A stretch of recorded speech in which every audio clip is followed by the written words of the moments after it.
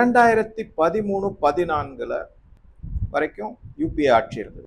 இந்தியாவினுடைய ஏற்றுமதி 312.34 வச்சுங்களேன், 312.35 பில்லியன் டாலர் ஏற்றுமதி இருந்தது. இதுல குறிப்பா பாத்தீங்கன்னா எலக்ட்ரானிக் ஐட்டம்ஸ், பார்மா மிக மிக அதிக அளவுல, ஜெனரிக் அப்படின்னு சொல்லக்கூடிய பார்மா வகைகள் அதிக அளவுல ஏற்றுமதி ஆச்சு. அதுல அதிக அளவுல சர்ப்ளஸ் அப்படின்னு, அதாவது நம்மளுடைய ஏற்றுமதி அதிகமாகவும் அமெரிக்காவிலிருந்து இந்தியாவுக்கு வரக்கூடிய இறக்குமதி குறைவாகவும் இருந்து அந்த கேப் இருக்குங்களா, சர்ப்ளஸ் சொல்லக்கூடியது, அது இன்னைக்கு தேதியில, அதாவது 2024-25 நிதி ஆண்டுல கிட்டத்தட்ட 42-44 பில்லியன் டாலர் உபரி வருமானமா, ஏற்றுமதி வருமானம் இந்தியாவுக்கு சாதகமா இருக்கு. இப்ப 2013-14 312.35 பில்லியன் டாலர் இந்தியாவினுடைய ஏற்றுமதினு சொன்னாங்க. இன்னைக்கு 2024-25 அது எங்க போய் நிக்குது அப்படின்னு பாத்தீங்கன்னா